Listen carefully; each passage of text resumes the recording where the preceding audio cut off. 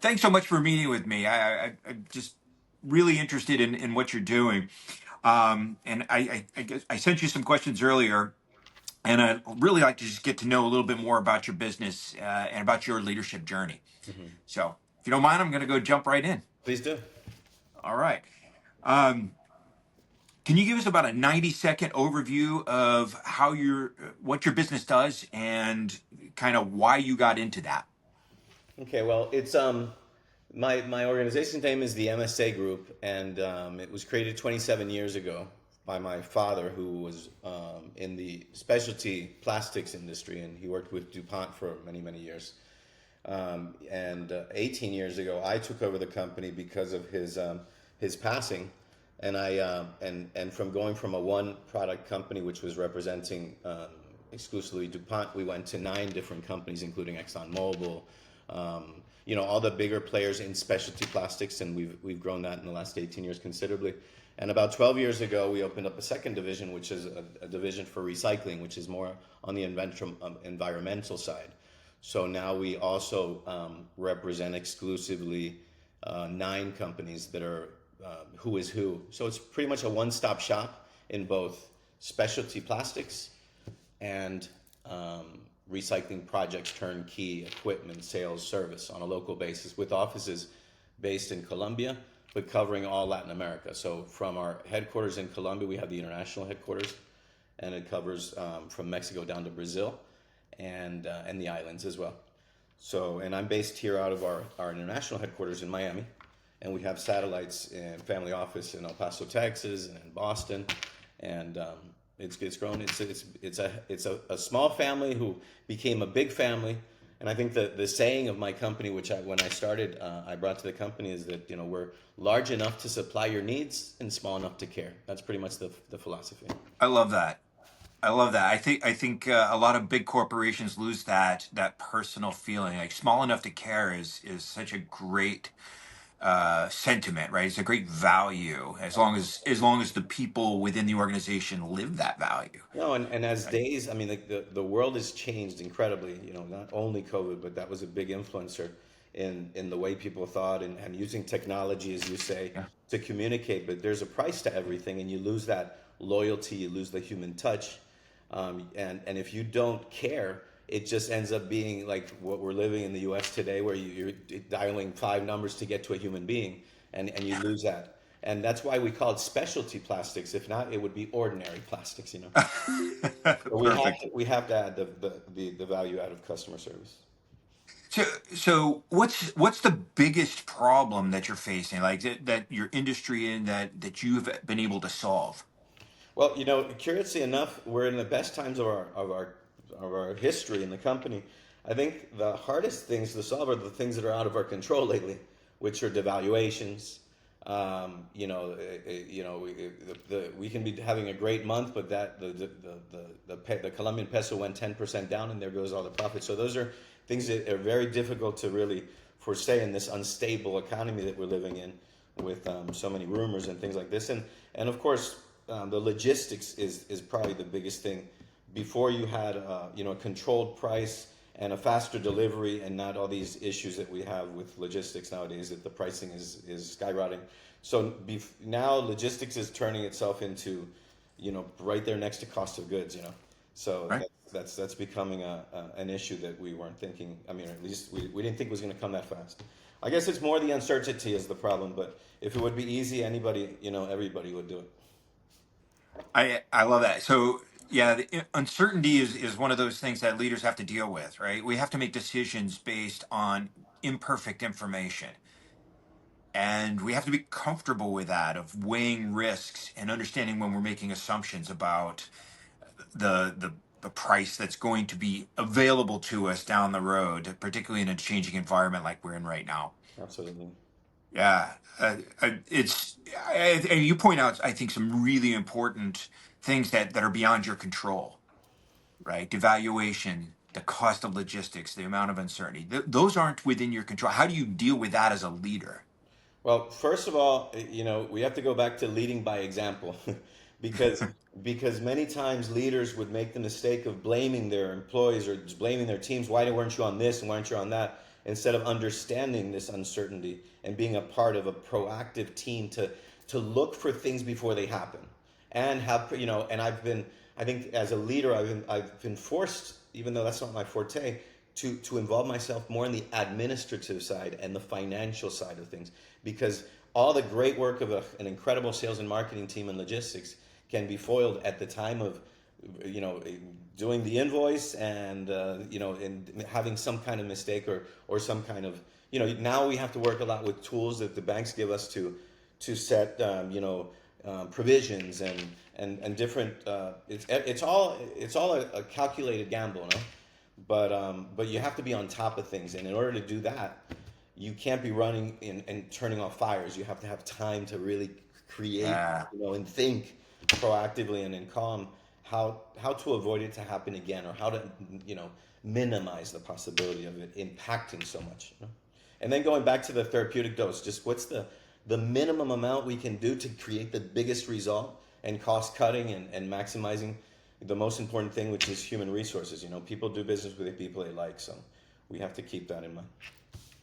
Okay, so a couple of things stand out to me, right? Understanding the challenges that your people are going through, right? If you couldn't see a change in a cost for a logistics movement, for example, you can't hold your subordinate leader accountable for, hey, how come you went over budget? Like, well, the price changed. Yeah. That's not their fault. And so recognizing that as a leader and going, okay, I understand, but systemically, what can we do differently that might avoid those problems, as opposed to blaming somebody for it? Yeah, that's correct.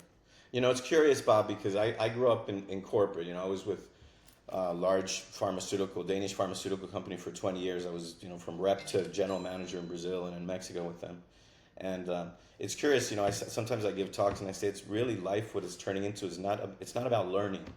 It's truly about unlearning, unlearning the limiting beliefs, unlearning all the rules that they say you have to do it this way. And the only way you can really unlearn is when you're free to get out of the box. And if you lead by terror rather than lead by example, you'll never achieve it, because people have to want to know the answer. They have to have a sense of ownership.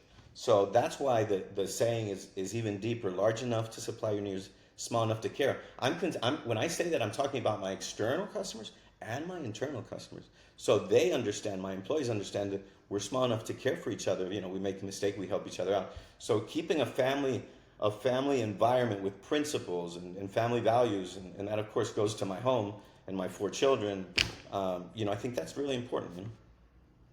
I think that's an incredible insight right there. I work with a lot of small businesses, and I rarely hear somebody articulate it the way you just have. We're small enough to care. And the fact that you're fully cognizant is not just small enough to care for our clients and customers, but my internal stakeholders are just as important. They need to know that we're still small enough to care. We're not this huge corporate entity that has become unpersonalized. Okay. I'll give you a little quick story, because besides small enough to care, it's very important, that sense of ownership. And I was in Brazil, I think 20 years ago, when I was an expat for this pharmaceutical company, and I was the general manager reporting to the president. And the employees, it was about 90 employees, and they would come up to me and say, "Hey, Presi," in Portuguese, because I speak Portuguese as well. They say, "Hey, Presi, Presi, Presi," for short for president, Presi. And I said, "Hey, don't be calling me Presi. I'm not the president. I'm the general manager. He's the president." He said, "No, no, no. The thing culturally, in Brazil, we call Presi the person who makes the decisions." Mm. And that really marked me, because from then on, I've had, that's 20 years ago, and I still do it to today. I've created an organization where everybody's a president of their area. That being a president of their area, that goes again with large enough to supply your needs. You are a president. You are responsible. I give you these parameters. I trust your mistakes. I'll be there with you. If we screw it up, we'll do it together. First time, is a mistake. Second time, I'll support you. Third time, I'm not going to enable you. But then everybody goes as a president and with a sense of ownership. And it self-creates. It's like artificial intelligence with humans. It self-creates itself, and they're wanting to do the same thing with their direct reports. And that's just like the legacy of generations, you know. And that's why, you know, we're running. I'm running a company that at this stage it's going to be for them, you know. So So George, that speaks about the culture that you've created there, right? And I feel like there's a lot of leaders that don't let their subordinates own the space that they're responsible for. So they'll give them tasks, but they won't give them the authority. They won't have that perspective of, okay, here's your sandbox. You are responsible for everything that happens or doesn't happen inside that sandbox. You're the owner. You are the president. exactly. So when you have that perspective, that gives them autonomy, right? It gives them purpose. It gives them an opportunity to grow and to fill the space around them. Bob, it's the only way. I agree 100%. And I learned that lesson the hard way, I think, when I was kind of dipping my toe into a leadership role I had been assigned. And my boss came to me like, she was like, are you in charge or not? Well, you know, that's funny that you say that, Bob, because I just came to my mind a memory that, you know, I worked, it was a lot of really good years in corporate. Hence, you know, it's not what you know, it's what you realize you don't know. And as I grew up in corporate, you know, after 18 years, getting a little bit tired of, you know, maybe some of the things that corporate does that, you know, bureaucratically, things that you would say, I really wouldn't do it this way, but this is the way it's done, and you're just going to follow this. And I broke out of that system, you know, 21 years ago I started, and I've never worked for somebody since. Hence, because you know, you create your own system, and I would always tell myself, my inner child, hey George, you know what that person just told me to sign that and to do they put these numbers here, or to write all, or create all these reports that are just going to keep you busy without any production. Let's do that, but write it down because one day I'm going to have a company and I'm going to do exactly the contrary. And then you put all that stuff together and you have a common sense company. You have a company that you would like to work for. And you know, and I'm not just saying this, I'd love for you to talk to the people in my company. Everybody's going to talk to you in the same way because it's a family. And we get things done. And we're value added. We understand the value of you know, smaller caring means you grab the phone when everybody else just sends a text, you know? You do these Yeah, little extra things. With the situations in Latin America, a lot of times there's out of stocks and things like this. We have customers that lend us product to save the situation for a competitor. So we're actually even making the marketplace a friendly place. It's healthy competition. And there's no second place for us, you know, and we'd love to have more competition, but people are just, you know, one timers and two timers, and you know, there's no other company that's been around for 27 years in the two specialties that I've been, never, you know, in one country. So imagine in all the countries that we're in. So it puts us in a good position, but it puts us in a, you know, we're in a position that we have to be very competitive and show value added because we are the most expensive and we always will be because it's the premium product. It comes with, you know, application needs. I mean, we get into anything from designing, you know, a whole solution that's going to eliminate 3,000 tons of waste for a city. That's a huge thing, that and is huge. a lot. Yeah. It's a lot of planning. It's a lot of, you know, involving and connecting the dots. Another little story. I'm a storyteller, right? I have four children. My fourth child, he's now 15. This was 5 years ago. He came to me one day after school. He goes to a private school, and he asked me, "Hey, Dad, what is it that you do?" You know, and at the time I was global ambassador for cancer treatment centers. I have the MSA company, the MSA Group. I have another company called Lanza, consulting for solutions. I get involved in circular economy and consulting. So it's just a series of things. And I say, well, you know, as an entrepreneur, I start this mind map, you know, and no, Dad, it's for school. Just one sentence. And that was incredible. I follow Buddhist philosophy, and you know, I really opened a lot of thought because again, the more you know, the more you realize you don't know. That opened a bunch of doors. You know, Yeah. if I don't know what I do in one sentence, then how do I know that I'm really appropriately asking myself the right questions and I'm not, you know, distracting myself and going in circles in some places? So, well, I gave it a lot of thought, and the story is the next day, before even speaking with him, I updated my LinkedIn and I put it as my title, and it's still there in part of one of my titles in Lanza Consulting. And I said, Eduardo, it's not even a sentence, it's just three words. I connect dots. You know? And Yeah. if you really realize it, it's connecting a need with the supply. It's to connecting, you know, with your heart, you know, with the things you'd like to do. Little things like following up, a sales call where we're using now this AI device, the Plod note taker, whatever. I gave it to all my employees just fresh out, and they're using it in their interviews, of course, mentioning the fact that they're going to record it, and they're putting follow-ups with all the action items 2 minutes after they leave the office of that person. I mean, that's ultra, customer service unheard of Yep. these days. And these are like I say in marriage and in life, the littlest details makes the largest differences. Yeah, absolutely. So how do you make sure that your values, your culture, your mindset, and leadership philosophy trickle down to all of the people within your company? Well, in my case, it was different because I trickled up. I started as the sales rep, and then when it got too heavy, I brought in another person. And in logistics, we grew step by step. Whenever the water was above the level, we would hire somebody. So we're always running behind the ball, and that kept us with that forward falling movement at all times. But again, it's it's just um, a lot of hard work. Yeah, I think something that you said earlier about leading by example is such an important thing, right? When you're showing people that you personally care and that you expect them as leaders to personally care, that goes a long ways. I've met a lot of leaders out there that are like, they'll say that you should care about your people, but then they don't I don't think personally so. invest. Exactly. So that role modeling piece, You have to walk your talk. There's no exactly. other way, Bob. Yeah. If you So don't so walk your talk, you autonomy, role modeling, you've got it all going on. I love that. Um,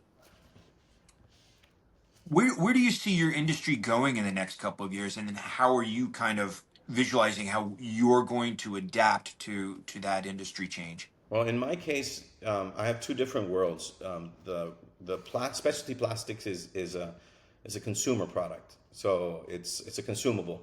So you're having a lot of orders, a lot of movement, but the biggest well, what protects me the most is we have the best products in the world like DuPont, Eastman, ExxonMobil, Krayberg, the big names in specialty plastics, which are the most expensive, but also these are the ones that go through the rigorous quality controls, et cetera, et cetera. So if you have a customer like Ford or like Nissan or whatever, or in a big cosmetic company, they're not going to be risking using other qualities. So that protects us because in order for them to switch from my brand to an Oriental or an Asian brand that's maybe 40% cheaper, it's going to take them a year of testing and just in the batches and everything. So that's what protects me. On the other hand, we can't not say that competitiveness increases quality of everybody. Yeah. So they're working better, they're working harder, and there's products that they're making there's enough market for them, but we have to be careful. And the loyalty issue is which is quite an issue. So we just have to keep on doing our thing, and being extra human, if you want to say, Yeah. um, and work arduously in creating value adds where they're not looking at the cost of the product, but they're looking at the value of the results or the idea that we gave them or the flow that we were able to help them that can increase their productivity or the carbon credits that they're going to get, which they didn't even know about. So we educate them on carbon credits Yeah. and on ways that they can make a better bottom line.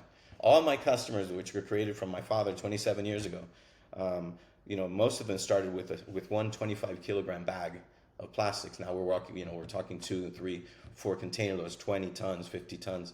So it's, we've seen that growth and we've done it together. That's on the plastic side. On the recycling side, it's another world because we're talking about solutions that the problems are coming faster than the solutions regarding climate and regarding recycling in general. So we have the best products. The problem is the governments don't see that return on investment on climate issues because there's a lot faster return on other things. So it's again it's a game of education and competitiveness. So we're manufacturing solutions here in Latin America in many cases, distributing the equipment and the technology from the manufacturers that we've been enjoying exclusive partnerships for 12 years, but using like the conveyor belts and doing things locally, working with the local, the local import duties and all the issues of law. And so it's just staying on top of the boat and being proactive. And one of the things we're doing is switching the name. We're upgrading MSA Recycling to MSA Environmental. And this probably answers your question because what we're doing is Yeah. MSA Environmental is the umbrella which MSA Recycling is a part of. The second part is another innovative products. We're getting into refrigerants and cutting edge refrigerants that save 15 to 30% energy. So that has to go in another division, which is special products and innovation. And the third one is just a full blown EMSA consulting, which there's many companies out there that are looking for a company like me that has 27 years throughout Latin America. It's a turnkey kind of thing. Just come in. Better than having a boat is having a friend with a boat. I'm the boat. I'm the friend with the boat. So I Nice. know the market. I have the credibility. I know all the legal issues. We represent their interests. We do a joint venture, and that would be the third division, which is new opportunities. And I think that it's as bright as ever. It's really as bright as ever, with even all the questions and all the uncertainty, which is more uncertain than ever as well. Yep. I think it's all coming in balance. Well, you also talked about your willingness to adopt new technologies as they arrive, right? Just Yeah. the fact that you gave AI note takers to your teams and said, okay, look, we can not lose our humanity in this, but use tools to give us better customer service. That's correct. It's beautiful, right? It's a beautiful vision. We're not trying to replace our human people with an AI. We want to upskill and create better value from our efforts Yeah, using tools. I call it, coming from I'm a PharmD and I worked in pharmaceuticals, so I call it a therapeutic dose. Yep. Therapeutic dose is how can you do the least possible or use the least amount of medicine to have the best results. And why? Because nowadays we have to do a lot more with less. And AI and all these things is actually a tool to do that. So that'll allow me to hire people to do things that produce sales, create demand, have time to do marketing initiatives, Yep. and through education, create a market because I'm not coming in and going out. I've been here forever and I'm going to continue. So we're part of the community in the sense that we want to grow the market and the technologies and do things better. There's products that now that you can take, which we're representing. It's a product that you can take from organic trash. It goes through a process and it produces plastic pellets, which those pellets have a carbon credit. They can be used, making chairs, anything else. You're not sending it to a landfill, and you're producing chairs.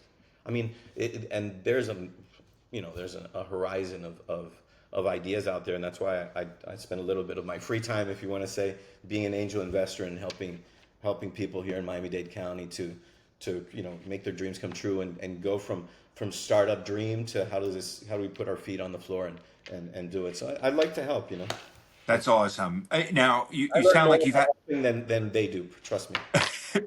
but it sounds like you've done a lot of the right things and you've had a lot of successes, Sarah. But I suspect that along the way you stumbled and you've made mistakes, and most people learn more from their failures than their successes. Can you share one with me? Oh my God. Well, I repeat that a lot, and it's not what I know, it's what I know never want to do again. So I'm just trying to think of a good one. Um, One of my mistakes, I guess, what comes to my mind is that I've always felt responsible as a leader, as the manager, let's say the highest supervisor.